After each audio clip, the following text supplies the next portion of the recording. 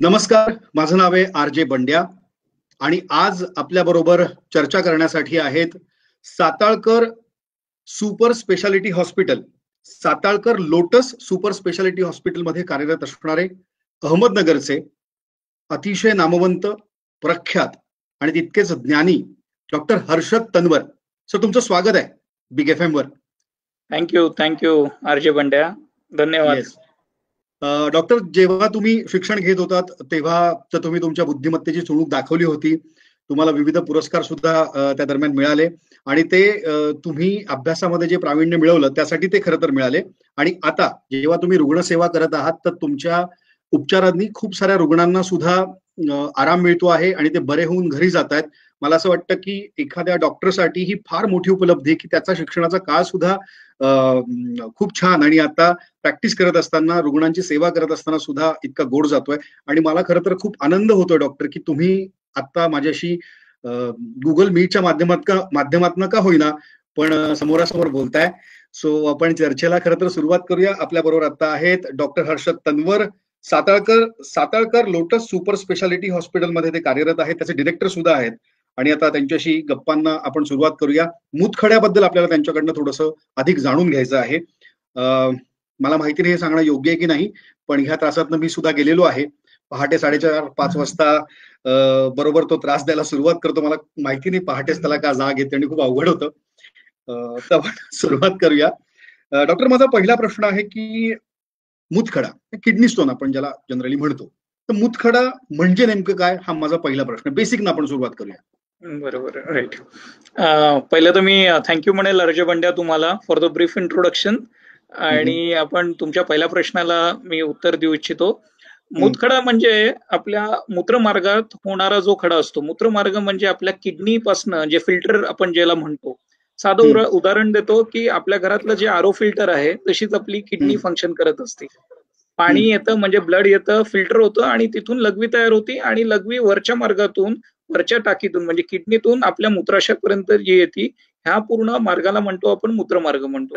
तर ह्याच्यात होणारे जे खडे आहेत, जे क्षार साठतं आणि ज्याच्यामुळे आपले फिल्टर्स ब्लॉक होतात, असं क्षार आपल्या किडनीत पण काही ठराविक लोकांमध्ये ते साठलं जातं आणि त्यातून त्या क्षारेतून एकत्र येऊन एक ठराविक मापाचा जो आकार बनतो त्याला आपण तो मुतखडा म्हणतो. आणि तो मुतखडा आपल्या किडनीत सापडू शकतो, आपल्या मूत्रनलिकेत सापडू शकतो, आपल्या मूत्रशयात सापडू शकतो आणि त्याच्यातून त्रास आपल्याला उद्भवतो.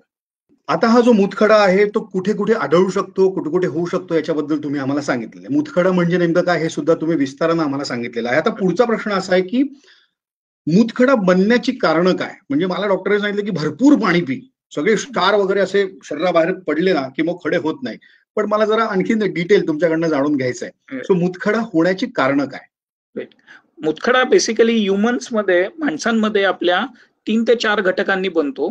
त्याच्यात सर्वात प्राधान्य म्हणजे कॅल्शियम, दुसरं फॉस्फेट, ऑक्झलेट, मॅग्नेशियम, ॲल्युमिनियम, ह्या सगळ्या गोष्टींनी एकत्र येऊन जेव्हा ह्या सगळे धातू एकत्र येतात आपल्या लघवीमध्ये आणि त्याचं एक ठराविक प्रमाण वाढतं, त्याला आपण म्हणतो सुपर सॅच्युरेशन. म्हणजे जर आपण एका ठराविक ग्लासमध्ये जर साखर टाकली तर ती डिझॉल्व्ह होती, पण खूप जर साखर टाकली त्या अमाऊंटहून डिझॉल्व्ह होण्याच्या जास्त तर ती साखर प्रेसिपिटेट व्हायला लागते. तसंच आपल्या शरीरामध्ये जर एक ठराविक लेवलपेक्षा हे जर क्षार जास्त जर झालं तर ते प्रेसिपिटेट होतं, ते क्षार एकत्र येऊन तो खड्यात रूपांतर होतं. जसं तुम्ही म्हणाले की पाणी खूप पिलं पाहिजे, ह्याचा अर्थ आपण ते क्षार सॅच्युरेट होऊ देत नाही.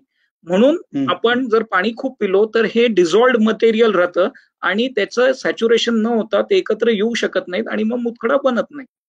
Okay okay. म्हणजे थोडक्यात आपण पाणी खूप प्यायलो तर आपल्या शरीरातले जे क्षार आहेत ते क्षार विरघळतात आणि मग ते नंतर वेगळ्या मार्गाने मग कधी मार्गातून आणि होण्याची मुतखडा होण्याची कारण म्हणजे की आजकाल नवीन शोध असा आहे की डायबिटीस, हायपरटेन्शन आणि ओबेसिटी हे जे 3 कारण जी नवीन शोध लागलाय की ह्या कारणांमुळे पण मुतखड्याचं प्रमाण खूप वाढत आहे. त्याचसोबत मुतखड्या होण्याची कारण जेनेटिक फॅक्टर्स पण आहेत की एका फॅमिलीमध्ये खूप लोकांना मुतखडे असतात. काही हाडांचे आजार पण आहेत की ज्यांच्यामुळे मुतखडे बनतात, त्याला आपण म्हणतो मेटाबॉलिक डिसऑर्डर्स, जे लहान मुलांमध्ये खूप सापडतात. न्यूट्रिशनल डेफिशियन्सीज पण आहेत की काही ठराविक डेफिशियन्सीजमुळे पण मुतखडे बनतात. हम्म. जे काही आपण लहान मुलांमध्ये जास्त आपल्याला बघायला भेटतात, किंवा ओके. काही एन्डोक्राईन डिसऑर्डर्स पण आहेत, जसं पॅराथायरॉइड ग्लँड जी आहे, जी कॅल्शियम मेटाबॉलिझम आपलं सगळं हे करते, तर ती त्याच्यामध्ये जर एखादा बिघडाव झाला तर त्याचं जर प्रमाण वाढलं पॅराथॉर्मोनचं, तरी मुतखडे आपल्या शरीरात बनायला लागतात. अशी भिन्न भिन्न अच्छा. कारणं आहेत, पण प्रामाण्याने आपल्या इंडियन्समध्ये सध्याला पाणी कमी पिणं आणि टेम्परेचर, जास्त टेम्परेचरमध्ये काम करणं, जसं बस ड्रायव्हर्स झाले किंवा फार्मर्स झाले किंवा पोलिसमॅन झाले, की ज्यांना रेग्युलर ड्रिंकिंग वॉटर अवेलेबिलिटी नसते आणि ते बाहेर उन्हातान्हात काम करतात, अशा लोकांमध्ये मुतखड्याचं प्रमाण जास्त असतं. किती छान समजावून सांगताय ना तुम्ही. आणि अजून एक महत्वाचं कारण, जसं मी तुम्हाला म्हटलं, की ओबेसिटी, डायबिटीस आणि हायपरटेन्शन हे कोणात होतं? हे जे जंक फूड्स खाणारे जी लोक आहेत, जे सॅच्युरेटेड फॅट्स जास्त खात आहेत, ह्या लोकांमध्ये हे डिसऑर्डर होतात आणि ओबेसिटीमुळे पण ऑक्झलेट्स वाढतात आणि मुतखडा त्यांच्यामध्ये पण सापडला जातो. अच्छा. Yes. मी जर मेडिकल कॉलेजचा स्टुडंट असतो आणि जर तुम्ही माझे प्राध्यापक असतात, तर मी एक बेस्ट डॉक्टर झालो असतो. कारण इतक्या छान पद्धतीने तुम्ही समजावून सांगता. एक ओबेसिटी किंवा हायपरटेन्शन ही कारणं तुम्ही सांगितले. नॉर्मल की सॉल्ट सॅच्युरेशन होऊ न देण्यासाठी पाणी भरपूर आपण प्यायला पाहिजे, आणि कोणकोणत्या लोकांमध्ये पाणी न मिळाल्यामुळे सॉल्ट सॅच्युरेशन होतं आणि त्यांना हा त्रास होतो, तेही तुम्ही उदाहरणादाखल सांगितलं. क्या बात आहे डॉक्टर. पण मग आता मुतखडा झालाय, तर तो दुखला किंवा तो हल्ला तर आपल्या लक्षात येतं, पण तसे खडे आपले पडून असतात, ते जेव्हा त्रास देत नाहीत तेव्हा त्याला आपल्याला काही करायची गरज पडत नाही, पण त्रास द्यायला लागतात मग अवघड होतं. मग डॉक्टर हर्षद तन्वरांकडे पळावं लागतं, साताळकर लोटस सुपर स्पेशालिटी हॉस्पिटलमध्ये. तर ही लक्षणं कशी ओळखायची किंवा आपल्याला झालाय मुतखडा हे कसं जाणून घ्यायचं डॉक्टर? राईट. आता मी हे उत्तर देण्या अगोदर तुम्ही जसं पहिलं म्हटलं, की मुतखडा रात्रीच का दुखला तुमचा, ह्याचं स्पष्टीकरण देऊ इच्छितो. ठीक आहे. Please please right. प्लीज. रात्री होतं काय, की शरीरात आपलं we get dehydrated in night time. Okay. आणि आपण डिहायड्रेशन म्हणजे काय, आपल्या शरीरातलं पाणी आटलं जातं आणि त्याच्यामुळे जो मुतखडा आहे, जो जरी आपल्या किडनीमध्ये असतो किंवा आपल्या मूत्रनलिकेत जर असतो, तर तो suddenly it start paining there because of dehydration. आणि त्याच्यामुळे mostly all the renal colic, ज्याला आपण म्हणतो, रिनल कोलिक म्हणजे जे मुतखड्यामुळे जे दुखणं होतं त्याला आपण रिनल कोलिक हा शब्द वापरतो, ते रात्रीतूनच खूप येतं, ज्याच्यामध्ये आम्ही एका सेकंदात पेशंट ओळखला जातो की हे मुतखड्याचं दुखणं कशावर नाही. पेशंट गडाबडा लोळत असतो. He is trying to find a position which will comfort him, पण ती पोझिशन त्याला भेटत नसती. त्याला भडाभडा उलट्या होत असतात, नॉशिया होत असतो आणि तो कमरेवर हात ठेवूनच आलेला असतो. So this are typical symptoms of renal colic, ureteric colic, जे एका पेशंटला होतात. आता coming back to your questions, की अजून काय लक्षण आहेत. आता ही लक्षणं तर कॉमनली मी तुम्हाला सांगितली. आपण लक्षणांमध्ये दोन याच्यामध्ये मी डिवाइड करतो नेहमी, कॉम्प्लिकेटेड आणि अनकॉम्प्लिकेटेड. कॉम्प्लिकेटेड म्हणजे खूप सिरियस आजार असलेले पेशंट्स मुतखड्याचे, आणि जे साधारण आजार असलेले. साधारण आजारामध्ये जसं तुम्हाला जसा त्रास झाला की दुखलं, कमरेत दुखणं, उलटी मळमळ होणं, लघवी नीट न होणं, कधी कधी लघवीच्या मार्गातच येऊन तो अडकतो, तर लघवीच तुंबली जाते आपली. तर ह्या सगळ्या गोष्टी असतात. हे दिस आर व्हेरी कॉमन सिम्पटम्स. आता कॉम्प्लिकेटेड म्हणजे काय, जर खूप दिवस आपण हे नजरअंदाज केले ह्या गोष्टी, तर तुंबलेल्या लघवीमध्ये जिथे अडकलाय खडा, तिथून वरती जिथे लघवी स्टॅग्नंट होतीये, त्या स्टॅग्नंट लघवीमध्ये इन्फेक्शन व्हायला लागतं. साधं उदाहरण घ्या, की आपण जर एखादा ग्लास मधलं पाणी फेकलंच नाही आणि 3 दिवस मी तसंच ठेवलं, तर त्याच्यात इन्फेक्शन होणार आहे. Simple principle goes to your body also, की ह्याच्यामध्ये काय होतंय, की जर तिथे लघवी तुंबून राहिलीये तर त्याच्यात इन्फेक्शन होतंय, मग थंडी ताप येणं, बीपी कमी होणं, किडनीचं फंक्शन्स कमी होणं, अंगावर सूज येणं, लघवीचं प्रमाण कमी होणं, जर दोन्हीकडे मुतखडे अडकले असतील तर. म्हणजे असे पण काही साधे पेशंट्स आम्ही बघितलेत, की फक्त प्रॉपर मॅनेजमेंट न झाल्यामुळे एक 5-5 mm दोन्ही मूत्रनलिकेत खडे अडकल्या गेल्यामुळे किडनी फेलियर झाले आहेत. So we have to be very careful, because Indian scenario मध्ये खूप जास्त प्रमाणात मुतखडा सापडतो. म्हणजे आपण म्हटलो तर एका बिल्डिंग मध्येच 5-6 जणांना तरी मुतखडा असणारच, इतकं कॉमन आहे मुतखड्याचं प्रमाण इंडियन सिनेरिओ मध्ये.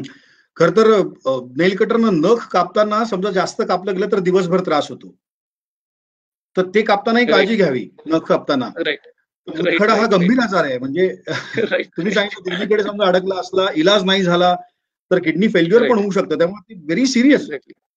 Very serious. कुठलं आणि मग विषय? होतं काय की आपण अननेसेसरी जर अंगावर काढत गेलो हा त्रास, तर जी सुटसुटीत सर्जरी किंवा जे सुटसुटीत ट्रीटमेंट आपण ऑफर करू शकतो आणि जी बेसिक ट्रीटमेंट असती ती अननेसेसरी कॉम्प्लिकेट होऊन जाते. जर राईट. किडनीमध्ये पू झाला असेल किंवा किडनी खराब व्हायला लागली असेल तर मग dialysis, renal transplant, kidney transplant या सगळ्या गोष्टी त्याच्यात यायला लागतात. येऊ शकतात. आता तुम्ही येस, ट्रीटमेंट बद्दल बोललात डॉक्टर.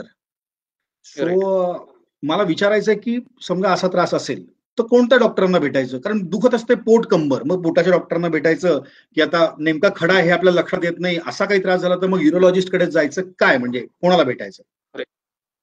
जसं मी आता तुम्हाला सांगितलं की आपल्याला होणारी जी लक्षणं आहेत ते मी आपल्यासमोर मांडली आहेत. ह्या लक्षणांपैकी जर आपल्याला काही त्रास असेल तर today's world is a world of super speciality. आजचं जे जग आहे म्हणजे फार अंगठ्यापासून जर तुम्ही ऑर्थोपेडिशियन कडे गेले तर आजकाल असे ऑर्थोपेडिशियन्स पण आहेत की जे फक्त अंगठ्याच्या ऑपरेशन्स करतायत. तर करेक्ट, मेंदूचा करेक्ट. वेगळा डॉक्टर आहे, हृदयाचा वेगळा डॉक्टर आहे, लहान मुलांचे वेगळे डॉक्टर आहेत. So why not kidney? तर किडनी हे खूप महत्वाचं ऑर्गन आहे आणि किडनीसाठी जे असणारे जे डॉक्टर आहेत त्यांना युरोलॉजिस्ट म्हणतात. सो बरोबर. ह्या सब्जेक्टचं जे डीप नॉलेज आहे, जे तुम्हाला ट्रीटमेंट ऑप्शन्स देऊ शकतात ते म्हणजे urologist. So why to go okay. To any other doctor rather than showing this symptoms to a urologist, जेणेकरून आपल्याला परफेक्ट आपल्या आजाराची माहिती, आपल्या आजाराचं स्वरूप आणि त्याचे लागणारी जी ट्रीटमेंट आहे ती योग्य मिळेल. So urologist is the best person when it comes to kidney stones. Okay. Doctor Harshad, मला पुन्हा तुम्हाला आता थोडंसं रुटीन प्रश्नाकडे घेऊन यायचंय. जसं तुम्ही मुतखड्याची लक्षणं सांगितली, मुतखड्याचा आजार कसा होऊ शकतो याच्याबद्दल पण तुम्ही आम्हाला सांगितलं. पण त्याच्या निदानासाठी कोणकोणत्या तपासण्या उपलब्ध आहेत त्याच्याबद्दल तुम्ही काय सांगाल? राईट. जसं मी तुम्हाला म्हटलं की today's world is a world of super speciality. तसंच today's world is also world of computers and computers has given us an extra edge for the diagnosis of kidney stones. अगोदर एक साधारण 30-40 वर्षापूर्वी आपण जर बघितलं, जसं तुम्ही पेन घेऊन आले तर पेनवरनं आपण ओळखायला लागायचं, पण बहुतेक वेळा तो काही वेळा दुसरा आजार पण निघायचा. दुसराच आजार. पण हो. आजकाल जर मुतखड्यासाठी जर डायग्नोसिस आपण बघितलं तर सिंपल रुटीन प्रत्येक गल्लीत अवेलेबल असलेली तपासणी म्हणजे सोनोग्राफी. म्हणजे करेक्ट. प्रत्येक चौकात एक रेडिओलॉजिस्ट आहे किंवा it is so easily available right now in India also. तर स्टार्टिंग पासून व्हॉट वी डू इज, जर माझ्याकडे कुठला पेशंट आला तर मी त्यांचे काही ब्लड रिपोर्ट्स करून घेतो ठराविक, जेणेकरून मला किडनीज काम कशा करतायत हे कळतं, त्यांना इन्फेक्शन आहे की नाही हे कळतं. आणि एक सोनोग्राफी तर मॅन्डेटरीज असती. ह्याच्यामध्ये आपल्याला बेसिक लेवलची इन्फॉर्मेशन कळती की खड्याचा आकार काय आहे, खडा कुठे आहे, का त्रास होतोय, किडनीला इन्फेक्शन आहे की नाही. किडनीला हायड्रोनेफ्रोसिस नावाचा एक प्रकार असतो. हायड्रोनेफ्रोसिस म्हणजे मुतखडा अडकला असेल तर वरती होणारं जे तुंबलेली जी लघवी आहे त्याच्यामुळे सूज येते किडनीला. तर हायड्रोनेफ्रोसिस किती आहे त्याच्यावरनं आम्ही एक जजमेंट घेऊ शकतो की याला कुठली ट्रीटमेंट आपल्याला ऑफर करायची. हे झालं बेसिक इन्व्हेस्टिगेशन्स. थोडं ऍडव्हान्स जर अजून काही कॉम्प्लिकेटेड वाटलं किंवा नुसतं सोनोग्राफीवर निदान होत नाही असं जर वाटलं तर मग सिटी स्कॅन्स अवेलेबल आहेत. तर कॉन्ट्रास्ट देऊन सिटी स्कॅन्स केले जातात. सो आज इन्व्हेस्टिगेशन हे फक्त एक तासाभराची गोष्ट उरली आहे, जेणेकरून आपल्याला निदान आपण परफेक्ट 100% डायग्नोसिस देऊ शकतो. अगदी खरंय, अगदी खरंय. आपल्या बरोबर आता आहेत doctor Harshvardhan Tanwar, Satalkar lotus super स्पेशालिटीचे डिरेक्टर आहेत ते. त्याचबरोबर त्या ठिकाणी ते कार्यरत आहेत. अहमदनगरचे नामवंत प्रख्यात युरोलॉजिस्ट आहे. डॉक्टर, आपण मुतखडा हा विकार, त्याची लक्षणं, त्याचं निदान, त्याचे उपचार याच्याबद्दल बोलतो. माझा पुढचा प्रश्न आहे की आयुर्वेदिक गोळ्या घ्या, होमिओपॅथी गोळ्या घ्या आणि मग खडा विरघळून जाईल, हा उपाय करून बघा, तो काढा पिऊन बघा, ह्या गोळ्या घेऊन बघा, असं आपल्याला सांगितलं जातं. तर या आयुर्वेदिक आणि होमिओपॅथी औषधांचा खरंच परिणाम होतो मुतखड्यावर, काय सांगाल? ऍक्च्युली हा थोडा कॉन्ट्रोवर्शियल प्रश्न आहे. I won't like to talk on ayurvedic and homeopathy. मी जी जुन्या काळची जी पद्धत होती त्याबद्दल बोलेल इथे. नक्की. मी जसं आपण पहिल्या डिस्कशनला बोललो की पाणी जास्त प्या. तर अगोदर जेव्हा औषधं नव्हती किंवा जेव्हा टेक्नॉलॉजी नव्हती किंवा बाकी गोष्टी नव्हत्या तर तेव्हा असं सांगण्यात यायचं की बाय ठराविक वनस्पतीचा ज्यूस द्या, जेणेकरून आपली लघवीचं प्रमाण वाढेल आणि त्यामुळे तो खडा विरघळून पडून जाईल. मोठे मोठे काही if you see the history of kidney stones, असे खूप मोठे सम्राट किंवा असे पण लोक ह्या आजाराला शतपावलेत की साधा आजार होता पण तेव्हा ट्रीटमेंट नव्हती आणि ते त्याच्यामुळे दगावले गेले. So I won't talk of Ayurveda and homeopathy because I'm not a doctor of that medicine. मी माझी जी स्पेशालिटी आहे, आणि होतं काय की आमच्या स्पेशालिटीमध्ये if there is a stone आणि जो पेन करतोय, तर within 1 day you will get relief from it. म्हणजे जर एखादा 15 mm चा जर स्टोन आहे 1.5 सेंटीमीटरचा, तर within half hour or 45 minutes you are out and you are pain free with the modern ultra modern treatment protocol जे आपण पुढे डिस्कस करूया. Correct correct. आता तुम्ही त्याच अल्ट्रा मॉडर्न ट्रीटमेंट्स आणि याच्याबद्दल बोलात, त्याला धरूनच मी प्रश्न विचारतो. मूतखड्याच्या ऑपरेशनसाठी, किडनी स्टोनच्या ऑपरेशनसाठी, आपण शस्त्रक्रियेसाठी म्हणतो, कोणकोणत्या आधुनिक सुविधा उपलब्ध आहेत? म्हणजे फार पूर्वी मला वाटतं प्रॉपर सर्जरीज असायची, पण आता काहीतरी हे आलंय ना आपलं लेझर आणि हे सगळं. राईट. जसं मी म्हटलं की 30-40 वर्षापूर्वी खोदा पाड और निखला चुहा अशी जी म्हण आहे, तर same it goes with kidney stones also. म्हणजे एक साधारण 10 mm किंवा 15 mm च्या स्टोन साठी तुम्हाला पूर्ण एक साधारण 15 ते 20 सेंटीमीटरचं इन्सिजन बॉडीवरती घ्यायला लागायचं, आत जायला लागायचं, तुम्हाला किडनी फाडायला लागायची, आणि मग त्यातून एक छोटा खडा काढायला लागायचा, आणि काही वेळा तो खडा मिळायचा पण नाही because it was not image guided. Today with all the technology and I am thanks to all the engineers ज्यांनी आम्हाला ही गोष्टी प्रोव्हाइड केल्या आहेत, की आज इतकं मॉडर्न आहे की विदिन म्हणजे एक नखाच्या ह्याच्या एवढं किंवा एक सुई एवढं, फक्त आपण जो कोको कोलाचा स्ट्रॉ असतो, तर तेवढ्या होल मधनं we reach to the kidney. We have a very high definition images with us. त्याच्यामधनं आपण स्कोप मधनं ते आपण स्टोन बघतो, आणि with the help of laser आपण त्याला मिनिटात माती करून टाकतो. वा. येस. आणि इथे एक I will like to share a video here. एक 5 to 10 सेकंडचा व्हिडिओ आहे, where I am performing a surgery and it's a live performance. आणि तिथे तुम्हाला लेझरनी कसं केला जातो, म्हणजे त्याला आम्हाला स्टिच पण घ्यायला लागत नाही. So it is that kind of surgeries आता उपलब्ध आहेत. आता त्याहून रिसेंट म्हणजे आता तर अशी दुर्बीण आली आहे ज्याला आपण म्हणतो फ्लेक्झिबल युरेट्रोस्कोपी, RIRS, रेट्रोग्रेड इंट्रारिनल सर्जरी, की अगोदर तरी आता काही ठिकाणी आपल्याला होल मागणं करून तो खडा काढायला लागायचा, पण आता किडनीतले पण स्टोन्स आपण लघवीच्या मार्गातूनच, ती फ्लेक्झिबल दुर्बीण आहे, आणि फ्लेक्झिबिलिटीमुळे we reach to each part of the kidney, the upper pole, mid pole आणि लोअर पोल. कुठेही स्टोन असला तरी आपण एक ठराविक आकाराचा स्टोन ह्या सर्जरीच्या माध्यमातून आणि लेझरच्या हेल्पनी आपण त्याला पूर्ण माती करू शकतो त्या खड्याची, आणि ती माती पूर्णपणे बाहेर काढू शकतो. असह्य वेदना देणाऱ्या मूतखड्याची काही क्षणात माती होऊ शकते, इतकं तंत्रज्ञान आणि इतकं मेडिकल सायन्स पुढे गेलेलं आहे. सो डॉक्टर, तो व्हिडिओ आता आपण पाहूया.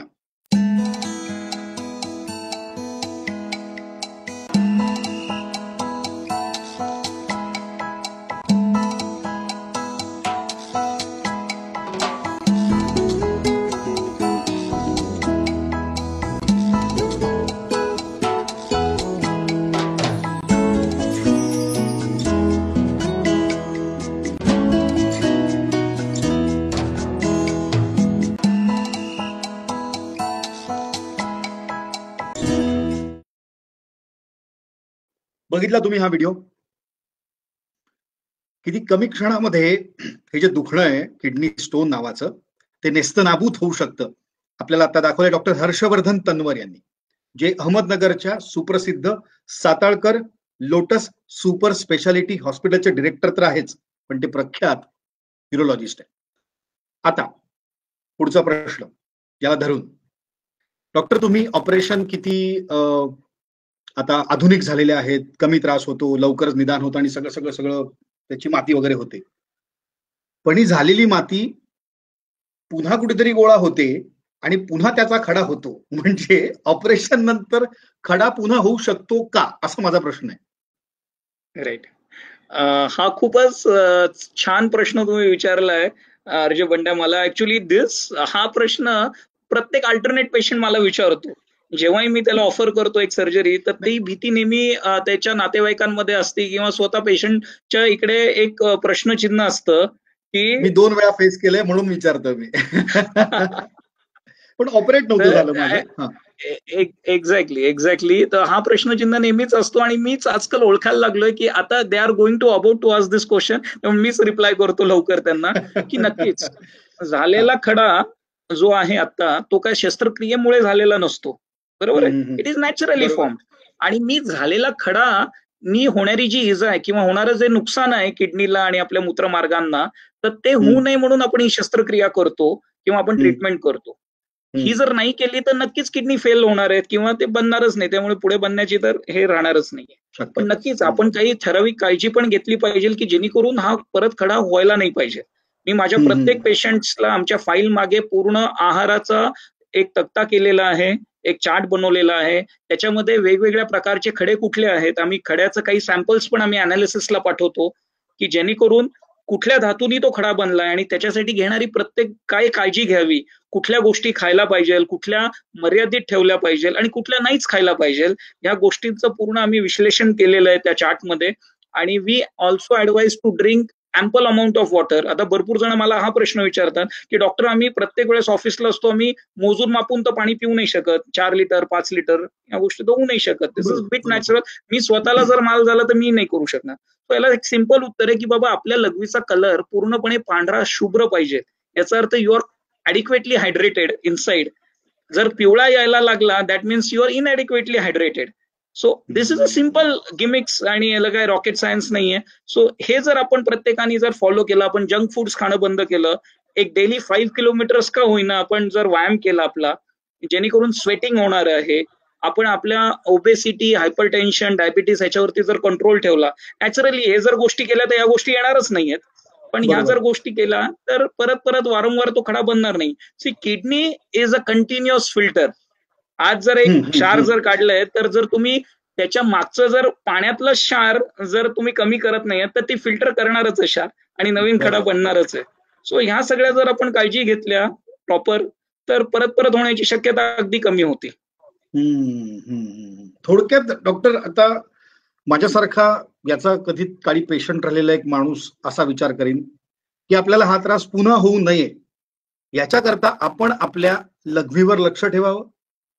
ती शुभ्र आहे ना, म्हणजे आपण भरपूर पाणी पितोय किंवा आपण प्रमाणात पाणी पितोय, त्यामुळे आपण त्याच्या जवळ नाही होत, म्हणजे त्या आजाराच्या जवळ नाही होत, आपण बऱ्यापैकी सेफ होतोय. पण नंतर काही त्रास होऊ लागला तर मग न्यूरोलॉजिस्टला आपण कन्सल्ट केलं पाहिजे. ओके डॉक्टर, चर्चेतला शेवटचा प्रश्न आहे आपला. जेव्हा मी या त्रासातनं गेलो तेव्हा सुद्धा एवढी डिटेल माहिती मी घेतली नव्हती का विचारली नव्हती, जी आज मला इथे ऐकायला मिळतेय, तुमच्याशी बोलायला मिळते. लेझर उपचार आता आलेले आहेत डॉक्टर किडनी स्टोनवर, मूतखड्यावर. सो या लेझर उपचारांबद्दल काय सांगाल? ऍक्च्युली लेझर्स मी म्हणेल एक इंग्लिशमध्ये it's a gift for mind kind. आपल्या मनुष्य जातीला मिळालेलं एक हे वरदान आहे. वरदानच आहे. हो हो, येस, ऍक्च्युली इट्स अ वरदान की जी गोष्ट एक पेशंट ला 15 दिवस हॉस्पिटल रिडन ठेवायची, आज माझ्या इकडे जे वर्किंग क्लासचे जे पेशंट्स आहेत, if I operate them with laser technology in kidney stones, hardly, म्हणजे I am also surprise to see that very next दिवशी पेशंट मला स्वतःच म्हणतो, डॉक्टर काहीच नाही वाटत आहे, आता मी जातो घरी. म्हणजे this is a real surprise for me and I am happy to see. And मी हॅपी आहे की नगर सारख्या ठिकाणी आज ही जी अल्ट्रा मॉडर्न फॅसिलिटी जी आहे, लेझर टेक्नॉलॉजी जी आहे, ही आम्ही उपलब्ध करून दिलेली आहे आणि याचा खूप लोकांनी उपभोग घेतलाय. अँड फंटॅस्टिक रिझल्ट्स आहेत लेझर्सचे की जेणेकरून minimal damage and maximum output आहे त्याचं गिमिक आहे. Okay okay. सो किडनी स्टोनच्या बद्दल तुम्ही आम्हाला खूप खरंच छान मार्गदर्शन केलेलं आहे. मुळातच तो आजार म्हणजे नेमकं काय, त्याचं निदान कसं केलं जातं, त्याच्यावर उपचार पद्धती कोणकोणती आहे, कुठला आहार आपण घेतला पाहिजे, त्यानंतर समजा मूतखडे झाले किंवा किडनी स्टोन झाला तर त्यावर काय उपचार पद्धती आपण करू शकतो, ती किती अत्याधुनिक आहे, त्याचबरोबर ते पुन्हा होऊ नये याकरता सुद्धा आपण कसं सतर्क राहिलं पाहिजे, आणि लेझर उपचारांबद्दल तुम्ही आम्हाला सांगितलेलं आहे. डॉक्टर, हाच इंटरव्ह्यू जानेवारीत आपण केला असता किंवा मागच्या वर्षीच्या नोव्हेंबरात केला असताना तर आत्ता जो प्रश्न मी तुम्हाला विचारणार आहे तो कदाचित विचारला नसता. आणि मला असं वाटतंय मनापासून की हा प्रश्न जर आपण महिन्यानी 2 महिन्यांनी किंवा 4 महिन्यांनी इंटरव्ह्यू केला तर मला तुम्हाला विचारायची गरज पडू नये, पण आता मात्र मला तो विचारावा लागणार आहे तुम्हाला. तर तो प्रश्न असा आहे की सध्या कोविड-19 या महामारीशी आपण लढतो. आरोग्याच्या बाबतीत असं भूतो न भविष्यती संकट आपल्यावर आलेलं आहे. आणि कुठलाही विकार समजा आपल्याला असेल तर त्या विकाराशी लढता लढता आपली थोडीशी इम्युनिटी तिकडे खर्च होत असते. आणि त्यात कोविडला लढायचं असेल तर इम्युनिटीची गरज पडते. सो या कोविडच्या काळामध्ये किडनी स्टोन पेशंटनं किंवा ज्यांना मूतखड्याचा आजार आहे त्यांनी कोणती काळजी घ्यावी, काय काळजी घ्यावी, कसं जपावं, आणि एवढंच नाही नॉर्मल मंडळींनी पण. राईट. ओके. कोविड आणि किडनी स्टोन्स फार काही रिलेटेड नाही आहेत. First of all they are two different diseases. Generally मी ऍज अ डॉक्टर मी सांगू इच्छितो की एक पॉझिटिव्ह, एक रे ऑफ होप आपल्याला दिसायला लागलाय नुकताच, की थोडासा व्हायरुलन्स कमी होत चाललाय. बट जसं अमिताभ बच्चन काका आपल्याला नेहमी सांगतायत फोनवरती की 2 गज की दुरी है जरुरी आणि मास्क भी है जरुरी. तर ह्या गोष्टी तर आपल्याला, मला नाही वाटत की अजून 1-2 वर्ष तरी पुढे आपण विसरल्या पाहिजे. ह्या गोष्टी तर नक्कीच वी हॅव टू फॉलो. जेव्हा कुठलाही पेशंट हॉस्पिटल, कोविड तर आहेच एका जागेवर, पण असे खूप सारे आजार आहेत, जसं पेन झालं, हार्ट अटॅक झाले किंवा ऍक्सिडेंट झालं, तर आपल्याला हॉस्पिटलला जाणं गरजेचंच आहे. आणि हॉस्पिटल एक अशी जागा आहे की जिथे मॅक्झिमम पब्लिक कॉन्टॅक्ट येतोय. बाकी सगळ्या गोष्टी तर सध्याला बंद आहेत, पण हॉस्पिटल एक अशी जागा आहे, तो प्रत्येक पेशंटनी किंवा त्याच्या नातेवाईकांनी आपलीच काळजी स्वतःची करावी, की आपण इतरांपेक्षा 1-2 फूट दूर थांबणे, मास्क वापरणे, हँड सॅनिटाईज करणे किंवा हॉस्पिटलहून आल्यानंतर वॉश करणे स्वतःला किंवा हॅव्हिंग अ बाथ, ते कपडे आपण काढून धुवायला टाकणे. आणि इन केस जर एखादा पेशंट ऍडमिट आहेत तर त्याला कमीतले कमीत नातेवाईक जाऊन भेटणे. कारण त्या आजारामुळे पण जो पेशंट, एखादा किडनी स्टोनचा, आता माझ्या हॉस्पिटलचं उदाहरण घ्या, we have made a rule 1 patient 1 relative. Okay okay. कारण तो आहे किडनी स्टोनचा. उद्या त्याला जर 10 जण भेटायला जर आले तर एखाद्यापैकी त्याला जर ट्रान्समिशन देऊन गेले तर ऑपरेशन नंतरचा त्याचा पण पोस्ट ऑपरेटिव्ह जो कोर्स असतो, इट विल बी व्हायलेंट आणि पूर्ण हॉस्पिटलमध्ये ते इन्फेक्शन पसरेल. So our hospital is just a kidney and gynaecology hospital आहे हे. सो 1 पेशंट 1 रिलेटिव्ह जर आपण सगळ्यांनीच गृहीत धरलं तर ह्याचं ट्रान्समिशन रोखायला आणि त्याला स्टॉप करायला we will help each other. आणि कोविड-19 सोडून किंवा इतर संसर्गजन्य आजार सोडून आपण नेहमीच हे तत्व आहे ते तत्व फॉलो केलं पाहिजे. 1 patient 1 relative. Yes. Okay. Because काय होतं की वाय 1 पेशंट 1 रिलेटिव्ह, त्याच्या मागचं दुसरं असं पण कारण आहे की नॉट ओनली कोविड, नॉर्मली पण जेव्हा एक पेशंट ऑपरेट झालेला असतो त्याची थोडीशी इम्युनिटी कमी झालेली असते because of the drugs which we give at this moment. बाहेरच्या आजारांनी पण तो एखादा व्हायरल इन्फेक्शन, फ्लू झालं किंवा मलेरिया झालं, एखादं कुठलंही इन्फेक्शन तो कॅच करू शकतो पेशंट. आणि एखाद्या त्रासलेल्या पेशंटला आपण जी जुनी आपली आहे, चला चला भेटायला जाऊ, चला चला भेटायला जाऊ, माझं असं म्हणणं आहे की जेव्हा तो त्रासात आहे, you just contact him on phone. एक रिलेटिव्ह आहे जो त्याच्या जवळचा, इज टेकिंग केअर ऑफ, आणि आज ना उद्या तो घरी येणारच. You should meet him at the home, not in hospital. अगदी खरंय, अगदी खरंय. Doctor Harshvardhan Tanwar, Satalkar lotus super speciality हॉस्पिटलचे डिरेक्टर, अहमदनगर मधील प्रख्यात न्यूरोलॉजिस्ट. डॉक्टर, तुम्ही आम्हाला मूतखडा या आजाराबद्दल खडानखडा माहिती दिलेली आहे. थँक्यू. थँक्यू. तर मी तुमचे त्याबद्दल मनापासून आभार मानतो. आणि पुन्हा एकदा कोविड-19च्या काळामध्ये डॉक्टर्स आणि त्यांना साथ सोबत करणारे आरोग्य सेवक, बाकी शासन प्रशासनातले अधिकारी आणि बाकी सगळी लोक, तुम्ही या लढाईमधले फ्रंट वॉरियर्स आहात आणि तुम्हाला मनापासून सॅल्यूट करावा असं वाटतोय. थँक्यू. खूप डिटेल तुम्ही माहिती दिली, खूप छान माहिती दिली. इनफॅक्ट आता नेमकं काय विचारावं असा मला खरं तर प्रश्न पडला, कारण इतकं सखोल तुम्ही सांगितलेलं आहे, त्यामुळे या माहितीत निश्चित भर पडली. मी एक बोलू इच्छितो फक्त इथे की मला खूप जण विचारतात, लुकिंग एट युअर प्रोफाईल, तुम्ही नगरला का आले, why did you come back to Nagar. मी तुम्हाला आता तेच म्हणणार होतो की तुम्ही नगरला का. येस. नाही, मी माझी थोडी हिस्ट्री सांगतो याच्या मागे की मी माझं MCH जे आहे ते जे इंडियाचं टॉपमोस्ट इन्स्टिट्यूट आहे, KM hospital Mumbai and set GS medical college, तिथून केलं. इथे ऍक्च्युली फक्त जे टॉप 4 जण येतात त्यांनाच ऍडमिशन मिळते. And I was lucky enough to be in the top 3 to get admission there. पण एकच ध्येय होतं की मूळ नगरचा आणि माझं Nagar and I love Nagar हे डोक्यात ठेवून तो ह्या सगळा 17 वर्षाचा अभ्यासक्रम पार पाडला. आणि तिथून तर मी युएसला पण जाऊ शकत होतो इझिली. बट ही टेक्नॉलॉजी आपल्या शहरामध्ये आणि आपल्याकडे इतके जेव्हा पेशंट्स आहेत, तर वाय नॉट देम. आणि थोडे खूप कष्ट घ्यायला लागले, कारण ही सगळी नवीन टेक्नॉलॉजी सामान्य माणसापर्यंत पोहोचवायला, त्यांना त्याचं महत्व कळून द्यायला, महत्व पटवायला हे खूप कष्ट लागले या 3-4 वर्षामध्ये. But now I am proud to say की नगरच्या बहुतेक लोकांना माहिती पडलंय की लेझरचं महत्व काय, एंडोस्कोपिक सर्जरीचं महत्व काय. आणि आजकाल लोक अंगावर न काढता किंवा झाडापाचोळ्याची औषधं न घेता they are coming to urologist and they know who is a urologist.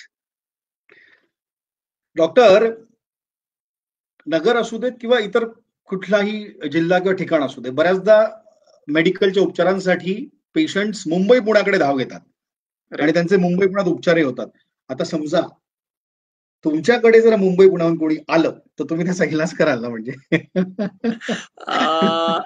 RJ बंडे, I am proud to say की माझ्याकडे आतापर्यंत ह्या 3 ते 4 वर्षांमध्ये कमीत कमी 85 का 86 पुण्याचे patients I have operated in Ahmednagar. अरे वा वा, क्या बात. म्हणजे आणि वाशी मधले 2 आणि पनवेल मधले 2 असे 4 पेशंट्स मी मुंबई जिल्ह्यातले पण मी माझ्याकडे ऑपरेट केले. Just with mouth publicity they are coming to me and I am loving to serve them. Yes yes sir. Doctor Harshvardhan Tanwar, आपण किडनी स्टोन या आजाराबद्दल जी माहिती अशा चर्चेमध्ये आपण देऊ शकतो ती सगळी इत्यंभूत माहिती आम्हाला दिलेली आहे. मी तुमचा मनापासून आभारी आहे. आणि फार अवघड दुखणं असतं, फार त्रासदायक असतं, फार वेदनादायक असतं. काही आजार आपल्या शरीरामध्ये असतात ते तितकेसे त्रासदायक नसतात, पण हे मात्र जबरदस्त त्रास देणारं भयानक दुखणं आहे. आणि त्या दुखण्याचं तुम्ही आमच्या पुस्तकांमध्ये लिहिलंय, renal pain is the worst pain a mankind has. मनुष्य जातीला असलेलं सर्वात अवघड दुखणं म्हणजे मुतखड्याचं दुखणं. हाड जरी तुटलं तरी 5 मिनिटं दुखतं, नंतर इट गेट सेटल. पण हे जर दुखायला लागलं तर अर्धा पाऊण तास इंजेक्शन घेऊस पर्यंत कुठलाच रिलीफ भेटत नाही. भोगलंय सर, भोगलंय, माहितीये मला. पण तुम्ही या दुखण्यातून अनेक रुग्णांना बरं करतायत, त्यांना आराम देतायत, त्याबद्दल तुमचं मनापासून अभिनंदन. तुम्ही फील्डवर आहात. पुन्हा एकदा मी विनंती करेन की तुम्ही स्वतःची काळजी घ्या. आज बिग FM ला तुम्ही जो वेळ दिला, खूप छान आणि खूप खेळीमेळीच्या, खूप हलक्या फुलक्या आणि कॅज्युअल गप्पा आपण ज्याला म्हणतो त्या तुम्ही मारल्यात. I am also thankful to all the RJs there की तुम्ही इतकी सुटसुटीत माहिती जनसामान्यापर्यंत पोहोचवतात रेडिओच्या माध्यमातून. तुमचा चेहरा आरजे बंड्या हे मी पुण्यात येताना खूप वेळा बघितलं होतं, ऐकलं होतं, पण आज मी समक्ष ते बघितलं. आणि तुमच्या ह्या माध्यमातून जे मीडिया तुम्ही जो पसरवतात, I am so much thankful की कुठली का छोटी गोष्ट होईना ती कुठल्या ना कुठल्या माणसाला हेल्पफुल ठरती, फक्त कानावर पडून त्याला बघण्याची गरज नसती. So you are the unsung heroes of the media publicity and I am thankful to you. Thank you doctor, thank you.